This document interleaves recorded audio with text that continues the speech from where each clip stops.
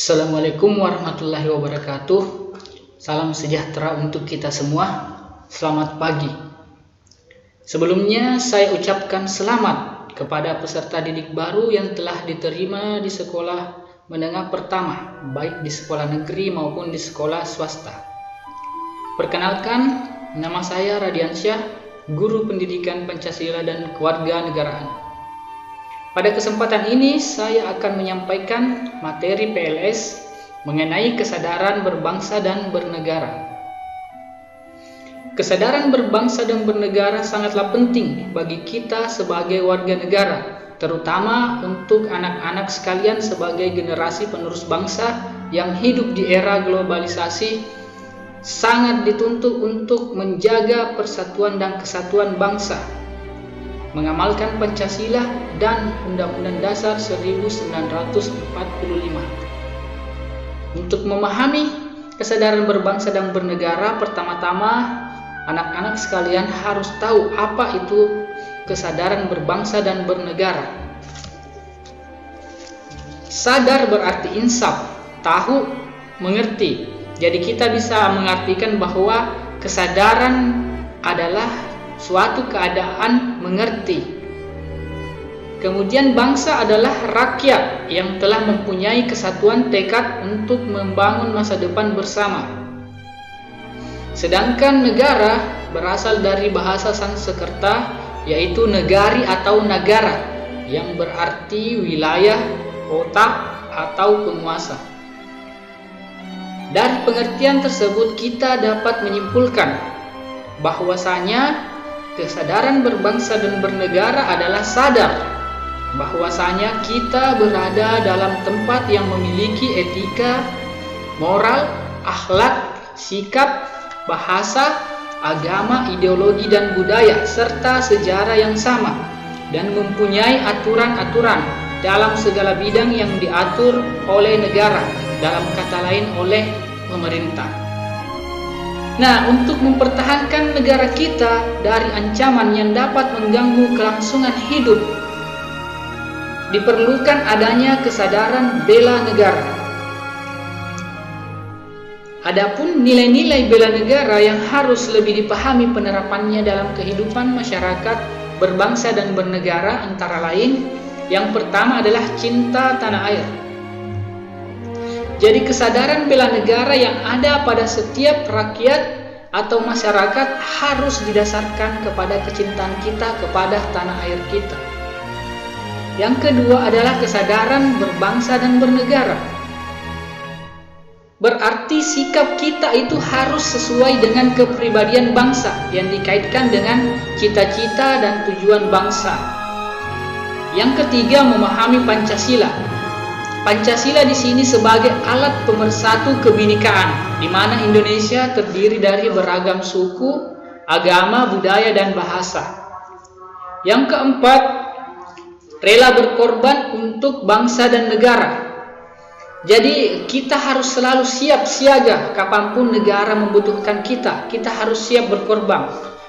Apakah itu mengorbankan waktu, tenaga, pikiran, harta, bahkan nyawa sekalipun.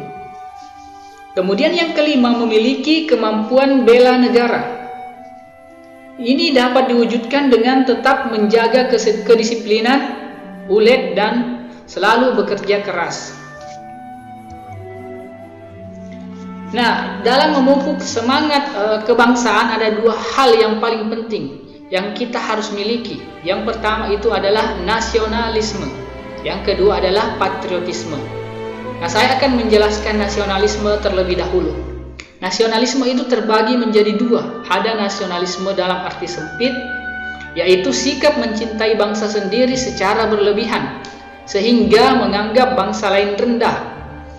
Nasionalisme ini biasa juga disebut dengan chauvinisme. Contohnya ini diterapkan pada masa pemerintahan Hitler di Jerman.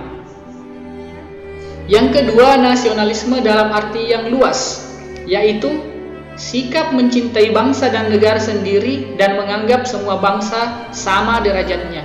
Nah, inilah yang perlu dimiliki oleh anak-anakku sekalian.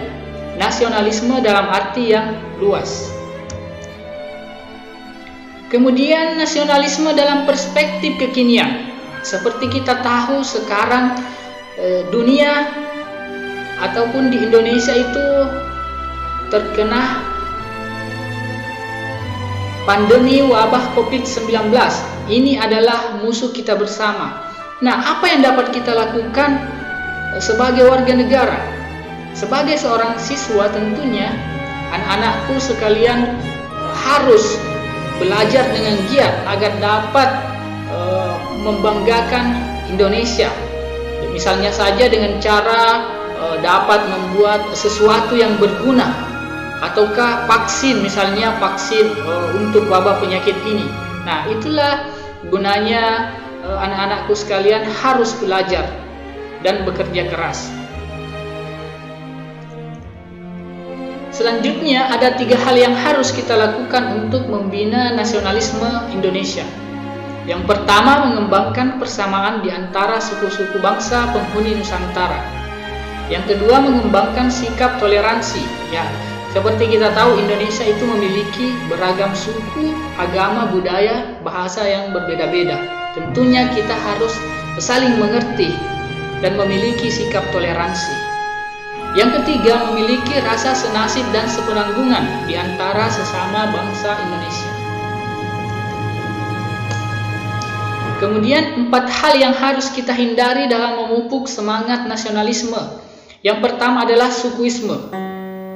Menganggap suku bangsa sendiri paling baik. Kemudian chauvinisme, menganggap bangsa sendiri paling unggul. Yang ketiga, ekstremisme, sikap mempertahankan pendirian dengan berbagai cara, kalau perlu dengan kekerasan dan senjata. Tentunya ini sangat berbahaya. Yang keempat, ada provinsialisme, sikap terlalu berkutat dengan provinsi atau daerah sendiri.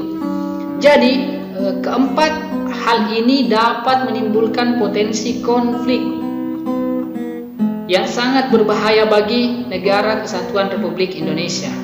Jadi keempat hal ini harus kita hindari.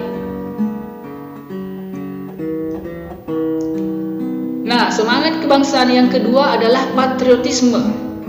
Patriotisme adalah sikap sudi berkorban segala-galanya, termasuk nyawa sekalipun, untuk mempertahankan kejayaan negara.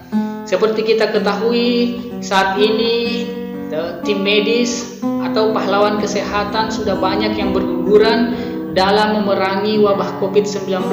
Mereka semua adalah orang-orang yang memiliki patriotisme yang tinggi. Inilah anak-anakku sekalian yang harus kalian contoh. Adapun ciri-ciri patriotisme adalah cinta tanah air, rela berkorban untuk kepentingan bangsa dan negara, menempatkan persatuan dan kesatuan bangsa di atas kepentingan pribadi dan golongan, berjiwa pembaharu, tidak kenal menyerah dan putus asa. Ini harus dimiliki oleh anak-anakku sekalian ya. Kemudian kita implementasikan sikap patriotisme itu dalam kehidupan kita sehari-hari. Misalnya saja dalam kehidupan keluarga. Caranya seperti apa? Tentunya misalnya berdiam diri di rumah selama PSBB. Seperti kita ketahui, untuk memutus mata rantai penyebaran COVID-19, kita harus melakukan social distancing atau jaga jarak. Nah, ini dapat kita lakukan dengan berdiam diri di rumah. Nah, ketika di rumah tentunya kita melakukan kegiatan-kegiatan yang bermanfaat, seperti menyaksikan film-film perjuangan, membaca buku bertema perjuangan, dan mengibarkan bendera merah putih pada hari-hari tertentu. Dalam kehidupan sekolah, kita dapat melakukan banyak hal juga. Misalnya saja melaksanakan upacara bendera, mengkaitkan materi pelajaran dengan nilai-nilai perjuangan, belajar dengan sungguh-sungguh. Nah, sekarang anak-anakku sekalian, kita melakukan proses pembelajaran jarak jauh atau blended learning. Walaupun demikian, tentunya kita harus tetap bersemangat untuk melakukan proses pembelajaran. Selanjutnya, dalam kehidupan masyarakat, contoh-contohnya itu memberikan bansos kepada masyarakat, bantuan sosial, mengembangkan sikap kesetiakawanan sosial di lingkungannya, memelihara kerukunan di antara sesama warga. Jadi saat ini banyak masyarakat yang membutuhkan uluran tangan. Kita dapat memberikan bantuan, misalnya masker, membagi-bagikan secara gratis, atau memberikan bantuan sembako ataukah berupa uang. Nah, itu kita dapat kita lakukan. Selanjutnya, dalam kehidupan berbangsa, kita dapat meningkatkan persatuan dan kesatuan, melaksanakan Pancasila dan UUD 1945, mendukung kebijakan pemerintah, mengembangkan kegiatan usaha produktif, mencintai dan memakai produk dalam negeri, mematuhi peraturan hukum, tidak main hakim sendiri, menghormati dan menjunjung tinggi supremasi hukum, menjaga kelestarian lingkungan. Nah, ini banyak sekali contohnya ya. Anak-anakku sekalian dapat menerapkan atau mengimplementasikan sikap-sikap patriotisme ini dalam kehidupan sehari-hari. Jadi kita harus, sebagai warga negara yang baik, kita harus mengikuti apa kebijakan dari pemerintah. Seperti saat ini kebijakannya yaitu melakukan PSBB atau pembatasan sosial berskala besar dengan menerapkan social distancing atau jaga jarak. Nah, ini harus anak-anakku laksanakan ya, untuk memutus mata rantai penyebaran COVID-19. Kemudian menjaga kesehatan, rajin mencuci tangan, menjaga kebersihan lingkungan sekitar. Selanjutnya kita akan memasuki new normal life atau kehidupan new normal, kehidupan normal baru dengan melaksanakan protokol-protokol kesehatan.